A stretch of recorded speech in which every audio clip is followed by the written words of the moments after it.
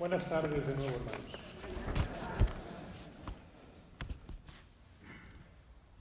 Nos encontramos hoy frente a este pasaje evangélico en el que se nos narra el encuentro de aquella mujer extranjera, aquella mujer cananea.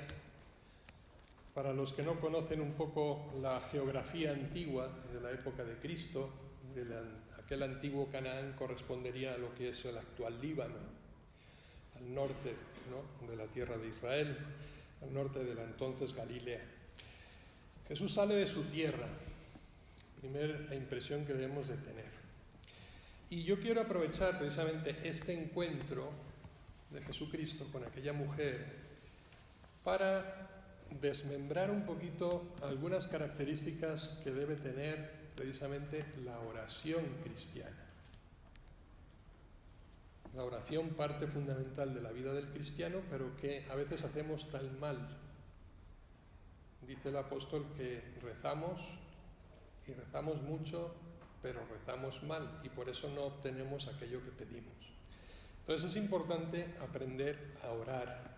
Y creo que este pasaje se convierte, o lo podemos interpretar al menos como una verdadera escuela de oración, porque es una escuela de fe. Y la fe es uno de los ingredientes fundamentales de la oración. ¿Cuántas veces no nos ha pasado que nos acercamos a pedirle a Dios algo que nunca esperamos alcanzar, porque nos parece imposible, nos parece inviable? Es decir, hemos arrojado la toalla antes de dar la batalla. Y esta mujer nos enseña cómo retarle a Dios. Cómo retarle a Dios con nuestra oración. Vamos a analizar en primer lugar el texto en sí mismo y vamos a intentar encontrar en él las similitudes con los eventos que hay en torno a nuestra propia vida hoy. Vemos que, en primer lugar, aquella mujer se acerca, podríamos decir que corre al encuentro de Jesús y lo hace implorando, lo hace gritando. No sé si nosotros nos atrevemos a gritarle a Dios, ¿no? Pero tenemos que hacerlo. Y lo curioso no es tanto, en este momento primero, la actitud de aquella mujer, sino la reacción de Jesús. Normalmente, la primera reacción que tiene Dios ante nuestra súplica es ignorancia. Nos ignora, silencio, no nos hace caso. ¿Pero por qué? Porque quiere probar la autenticidad de tu oración. Y no esperen ustedes resultados inmediatos con Dios, no. Porque Él va a probarte primero, ¿ya?, la autenticidad de tu fe. La autenticidad de nuestra fe. Respuesta, por tanto, ignorancia y silencio. Y aquí hay algo, también sucede un acontecimiento que no tenemos que pasar por alto, y es la intervención de los apóstoles en su doble vertiente, positiva y negativa. Por una parte, atiéndela, Señor, es muy bueno.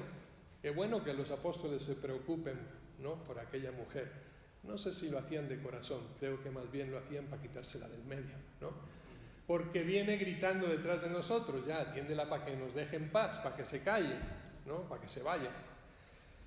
Como digo, por una parte vemos una postura positiva, y es, en la Iglesia Católica, a pesar de la crítica de tantos de nuestros hermanos separados evangélicos, tenemos el culto a los santos. Está la Virgen María con el culto privilegiado de su perdulía, ahí está San José, aquí está el niño José del Río, perdón. Es decir, los santos, la Iglesia los propone como intercesores ante Dios para las gracias que queremos alcanzar.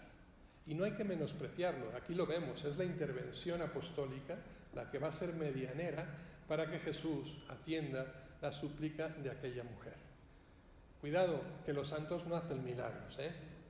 Los santos solamente piden, interceden por nosotros ante Dios, que es el único gestor del milagro, el único que tiene el poder para actuar el milagro o concedernos aquello que estamos solicitando.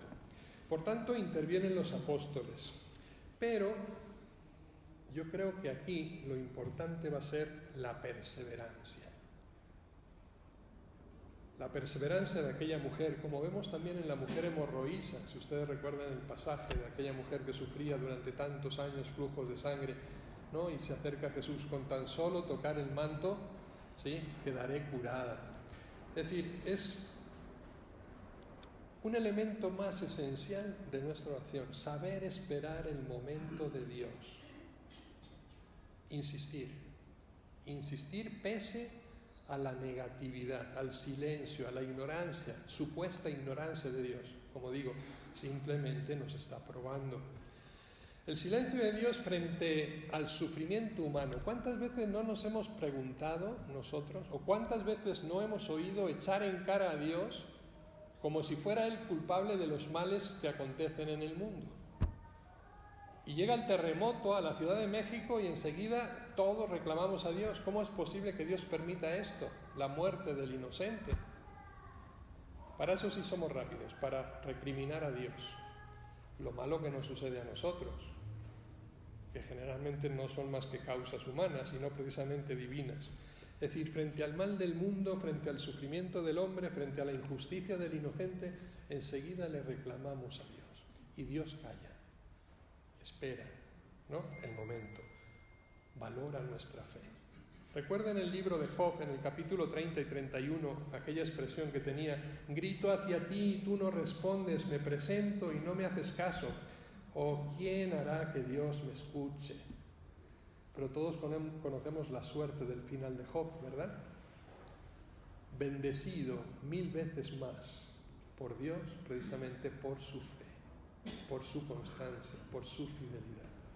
Nunca renegó de su fe, a pesar de todos los acontecimientos adversos que le toca vivir. Y curioso, seguimos leyendo el texto y resulta que frente a la primera ignorancia, frente al primer silencio, la primera respuesta de Jesús va a ser de rechazo. No está bien echar a los perros el pan de los hijos. Siempre me ha sorprendido la manera tan delicada de México de usar los diminutivos, los perritos. De verdad que en el hebreo original de Mateo y en el griego posterior de la traducción no existe el diminutivo. No está bien echar a los perros el pan de los hijos. Además debió poner un énfasis especial al decir perros. Yo he venido a salvar a los hijos descarriados de Israel, y tú eres una mujer extranjera, no mereces mi gracia. Y la insulta. Y yo digo, si nosotros no hemos sido capaces de perseverar en el primer instante, cuando Dios guarda silencio, ¿qué hubiéramos hecho si Dios nos responde de esta manera? Insultándonos, ¿no? Obviamente no nos presentamos más en la parroquia en lo que nos resta de vida, ¿no? Y ya nos encargaremos de desprestigiar a Dios delante de toda la sociedad. Bien, pues esto es lo que hace Jesús con aquella mujer. Prácticamente la maldice, la excluye, aparentemente, una vez más señalo, ¿no?, el adjetivo, aparentemente, la sigue probando, a ver hasta dónde llega su fe. Y lo curioso es que la actitud de aquella mujer cananea, anónima en el nombre, nos dice el Evangelio, que se postró ante Jesús.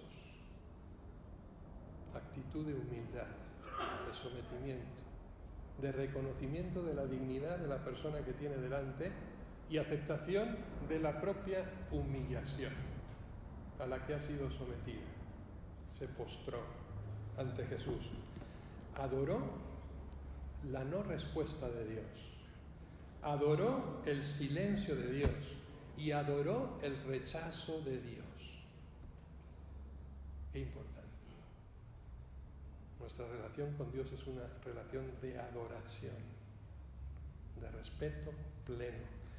Miren, la palabra griega del Evangelio, katakoitos, que es la traducción de postrarse que dice el Evangelio, se postró, es un concepto que se usaba precisamente para describir la actitud del perro. Recuerden que Jesucristo había usado la figura del perro. Y entonces la mujer responde asumiendo la figura del perro, ¿no? Cuando el amo regaña al perro y el perro se tumba, ¿no? Se somete, agacha las orejas y esconde el rabo.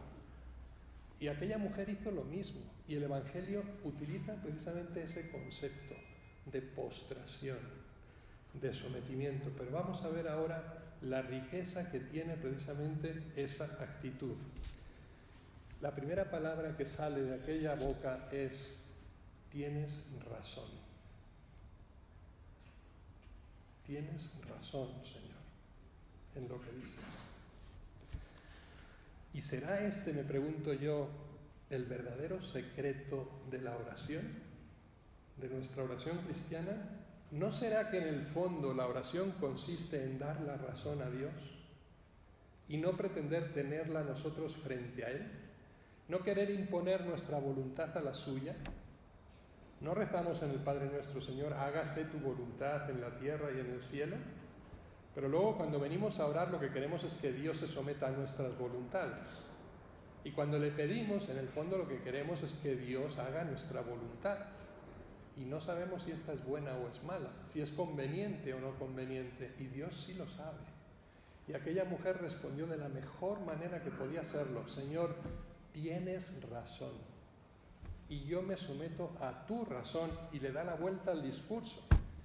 Tiene una habilidad aquella mujer para poner a Dios a su favor impresionante, y que tenemos que aprender. Por eso digo, es una verdadera escuela de oración. Si se dan cuenta, ese cambio de discurso se tuerce totalmente el argumento en provecho propio, pone al Señor de su parte, pero no sintiéndose ofendida por la comparación, sino que más bien se va a servir del argumento de Dios para poner a Jesús al servicio de los perros y no de los hijos. Le acaba de dar la vuelta a Jesús. ¡Qué habilidad! Tienes razón, Señor. Yo soy un perro, pero también los perros tienen derecho a comerse las migajas que caen de la mesa de los amos. Es decir, yo no pretendo robarle el pan a los hijos.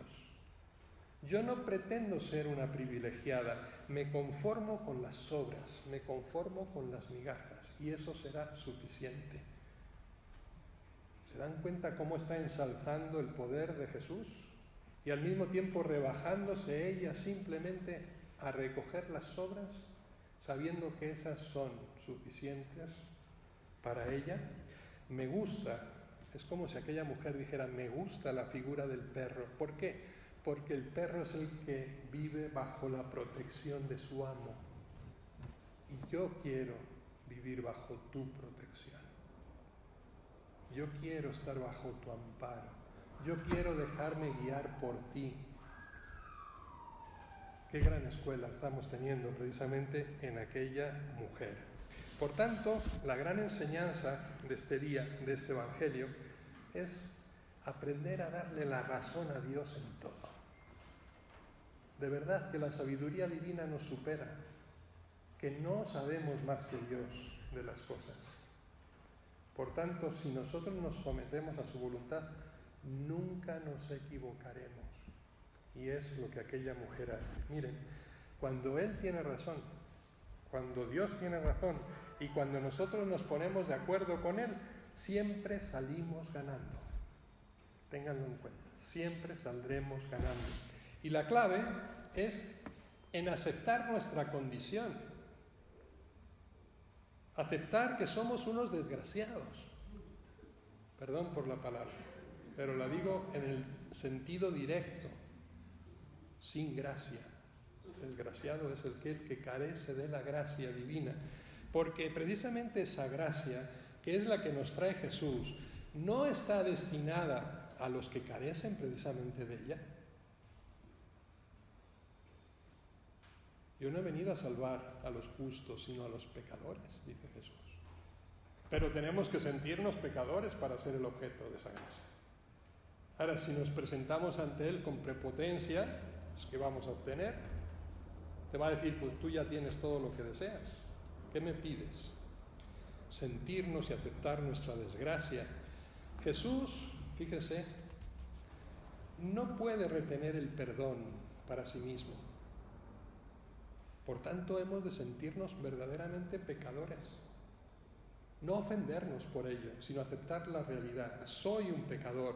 Jesús no va a retener el perdón para sí, sino que debe darlo a la fuerza a quien tiene necesidad de él, que soy yo. Pero requiere que yo lo reconozca, ¿no? Mi miseria. Aceptar nuestras incapacidades, porque lo importante es que Él haga algo bueno en mí. Decía la segunda lectura de hoy del apóstol San Pablo en esa carta a los romanos: Dios ha permitido que todos cayéramos en rebeldía para manifestarnos a todos su misericordia. Dios siempre va a sacar un bien de un mal, pero tenemos que tener conciencia del mal que estamos haciendo para permitir que Él haga el bien en nosotros desde ese mal. Esta es, diría yo, la clave. Y el Señor siempre lleva las de perder cuando tiene razón. Siempre tiene las de perder. Y aquí recuerden aquella frase nos la recuerda el Papa Francisco, dice: la oración del hombre humilde es la debilidad de Dios. Y yo creo que en el fondo está replicando aquella otra frase, quizá más conocida, de San Agustín, que decía: la oración es fortaleza del hombre y debilidad de Dios. Fortaleza del hombre y debilidad de Dios.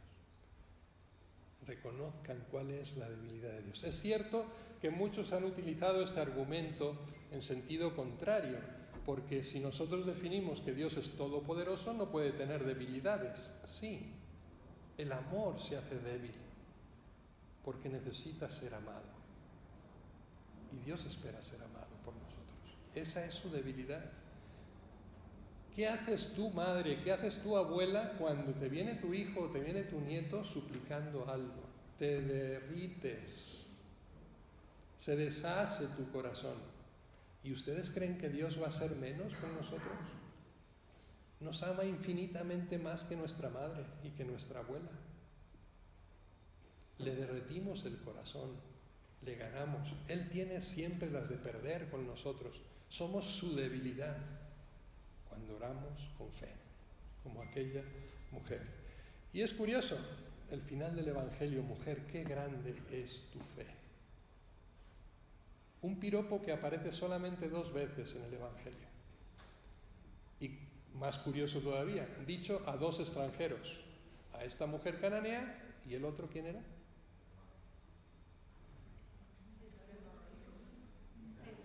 El centurión de Cafarnaúm, que pidió que curara a su siervo que estaba enfermo, ¿no? Aquel que le dijo: no soy digno de que entres en mi casa, ¿no? Una palabra tuya bastará para sanar. Bien, esa frase que repetimos precisamente antes de la comunión.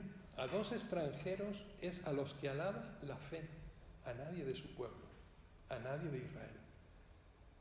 Y esto es una lección también para nosotros, que pensamos que los que estamos aquí reunidos somos los buenos y que los que están ahí fuera son los malos.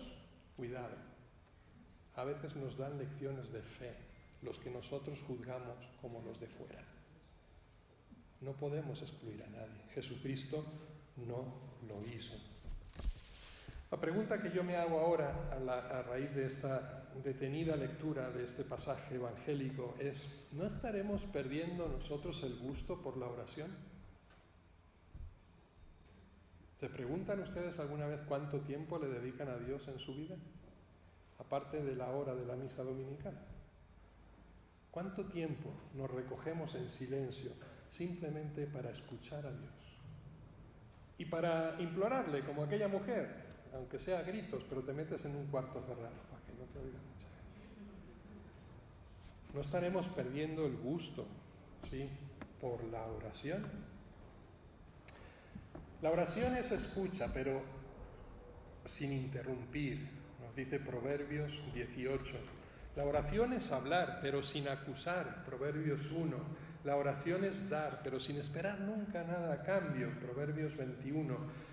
Prometer, pero sin olvidar, Proverbios 13. Orar sin cesar, Colosenses 1. Disfrutar sin quejarse, Filipenses 2. Responder sin gritar, Proverbios 17. perdonar sin castigar, Colosenses 3, confiar sin vacilar, Corintios 13.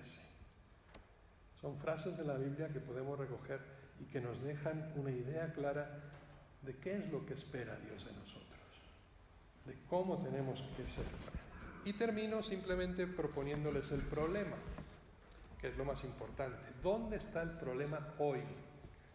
No solamente en esa pérdida de hábito de la oración, creo que hay un problema incluso mayor, yo diría que comunitario o sociológico, y es que ya nadie viene gritando detrás de nosotros. Nadie va a venir a gritarnos, nadie va a venir a implorarnos a la Iglesia Católica. Por tanto, hay que cambiar algún método. La suerte de los discípulos y de Jesús es que aquella mujer pagana se acercó. La pregunta que tenemos que hacernos hoy es, ¿el mundo de hoy se va a acercar a Jesús? ¿Se va a acercar a la parroquia? ¿Nos va a buscar? ¿Va a buscar en nosotros soluciones a sus problemas? Y yo respondería, genéricamente hablando, creo que no.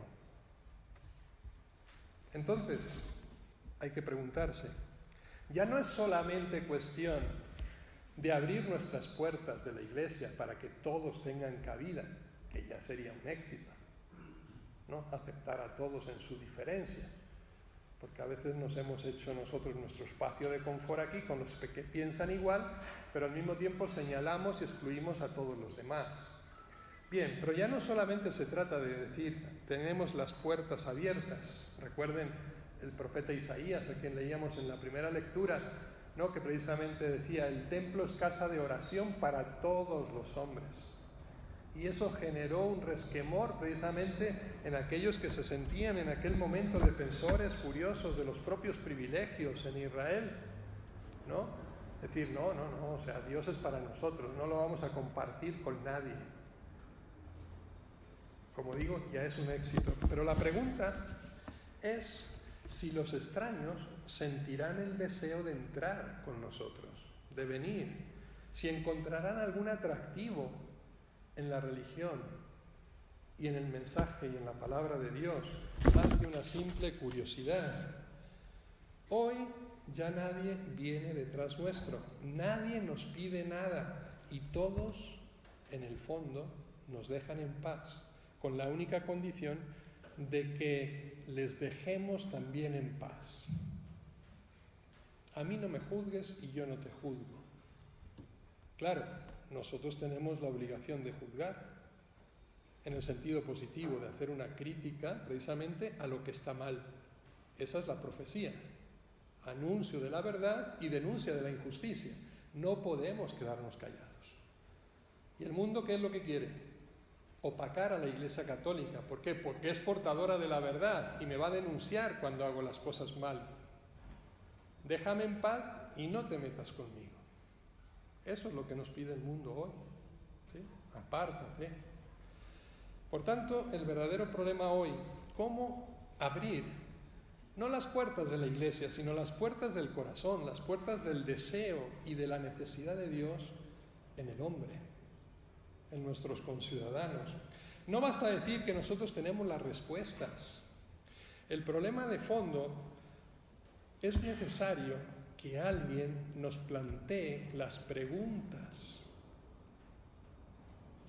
¿Cuánta gente se ha escandalizado estas semanas atrás o estos meses atrás cuando han visto el video ese del Papa Francisco que se reúne con los niños, se reúne con los jóvenes y les deja que le pregunten con total libertad? Y el Papa da la respuesta conforme a la verdad. Pero tenemos miedo a esas preguntas. ¿Por qué? Porque nos hemos acostumbrado a imaginarnos nosotros las preguntas, incluso a inventarlas, con las que nos acercan, con las que se acercan a nosotros, alejados, pero ya desde las respuestas prefabricadas que tenemos. Entonces acomodamos la pregunta. Esto está muy bien que suceda en la mañanera, cuando dejan entrar al periodista de turno con la pregunta ya escrita, conforme a la respuesta que el señor presidente ya tiene, ¿no?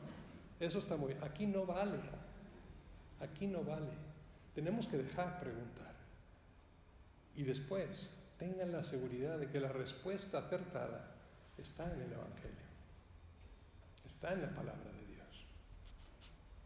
Entonces, no nos inventemos nosotros el panorama conforme a nuestro ideal. Y lo peor de todo, y es que hay que romper también ese prejuicio y esa mentalidad, que por otra parte tenemos muy mal disimulada, de superioridad, con la que a veces nos acercamos a esos alejados, mostrando simplemente condescendencia con ellos. Pobrecito, ¿qué va a ser de ti? No, todos somos hijos de Dios, todos somos amados por Dios, y a lo mejor, para desgracia nuestra, ellos más que nosotros, porque ha venido precisamente para aquellos descarriados, para la oveja perdida, ¿sí? No para los que nos sentimos seguros en el redil. Por tanto, cuidado. Yo creo que esta es la esencia del sínodo que ha convocado el Papa y que va a empezar en el próximo mes de octubre. ¿Qué es lo primero que nos está pidiendo el Papa? Escuchar a todos, dialogar, generar comunión, ¿no?, en igualdad de condiciones, para ver cuál es la necesidad del hombre de hoy a la que la Iglesia tiene que dar respuestas, pero no inventadas, sino conforme a la realidad. Descubrir también los valores que tienen los otros siempre. Y para esto, simplemente como colofón, les cito dos textos que creo que nos dan luz de cómo tenemos que vivir hoy nuestra oración, nuestra vida personal y sobre todo nuestra vida de iglesia. La primera está tomada del Papa Francisco en una carta que les escribe el 25 de marzo del año 2013, hace ya 10 años, en la 105ª Asamblea Plenaria del Episcopado Argentino, su tierra natal. Y les dice así, yo creo que es un texto que después podemos ver perfectamente reproducido en el número 49 de Evangelii Gaudium, pero leo el texto original. Una iglesia que no sale, a la corta o a la larga, se enferma en esa atmósfera viciada de su propio encierro. Es verdad que a una iglesia que sale le puede pasar lo que a cualquier persona que sale a la calle, tener un accidente. Ante esta alternativa, les quiero decir francamente que prefiero una iglesia accidentada a una iglesia enferma. La enfermedad típica de la iglesia encerrada en la autorreferencialidad, que se mira siempre a sí misma, es una especie, dice el Papa, de narcisismo que nos conduce a la mundanidad espiritual y al clericalismo sofisticado, y luego nos impide experimentar el dulce y la confortadora alegría del Evangelio. Duras palabras del Papa. Como digo, si leen luego el número 49 de Evangelii Gaudium es prácticamente lo mismo, ¿sí? Y el otro texto está tomado precisamente de Evangelii Gaudium en el número 33 y dice: la pastoral en clave de misión, que es lo que tenemos que hacer, ¿no?, evangelizar con nuestra vida en el mundo de hoy, pretende abandonar el cómodo criterio pastoral del siempre se ha hecho así. ¿Por qué cambiar? Pero es que el mundo ha cambiado, la gente ha cambiado, las nuevas generaciones no son como nosotros, por tanto algo que tendremos que cambiar para poder llegar a ellos. Siempre se ha hecho así, y dice el Papa: invito a todos a ser audaces, a ser creativos en esta tarea de repensar los objetivos, las estructuras, el estilo y los métodos de evangelización de las propias comunidades. Repensarlo todo. Una postulación de los fines sin la adecuada búsqueda comunitaria de los medios para alcanzarlos está condenada a convertirse en una mera fantasía. Mera fantasía. Y yo me pregunto, ¿estamos viviendo una religión de ciencia ficción o una religión real?